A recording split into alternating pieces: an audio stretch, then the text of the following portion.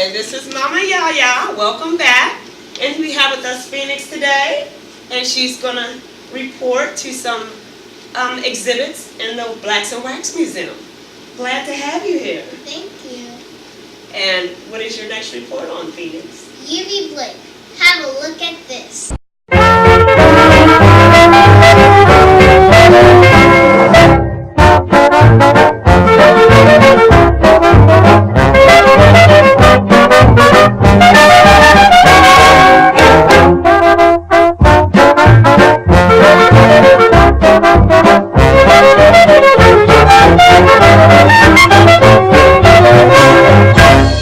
Eubie Blake was born about 1887 and died in 1983.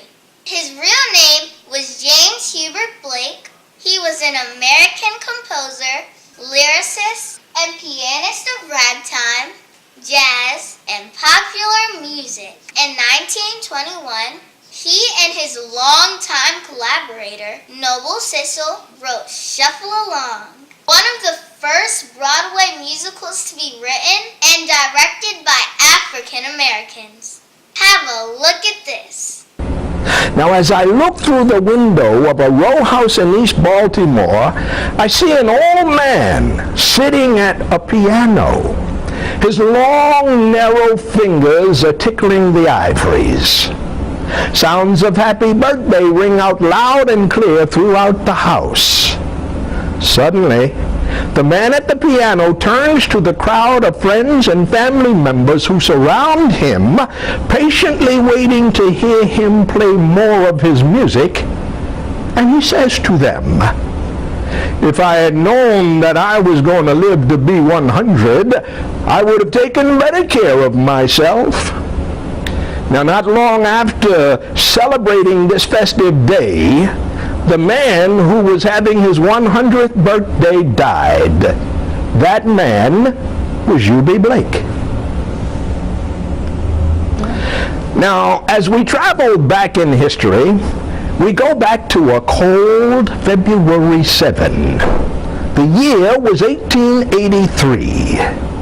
James Hubert Blake was born. His parents were former slaves, and both of them, oddly enough, were well educated. They both could read and write. Now, his father, John Sumner Blake, was a stevedore and a Civil War veteran.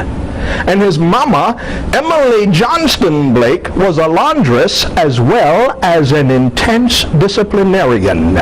But alas, Eubie would almost always find trouble in his path. As a matter of fact, let me give you a for instance. One morning he was just innocently standing on the corner, standing across the street, watching a little boy throw a rope over what then was an electric line. And he was surprised that this young boy continued to throw the rope over the wire to try to pull it down. And finally, that boy succeeded. The boy got scared and ran, leaving Eubie there alone, and the wires were just a-flailing. Now, electricity was new back then, and only the well-off could afford such a luxury. Now, those wires lit a neighborhood doctor's house, so naturally the police got involved.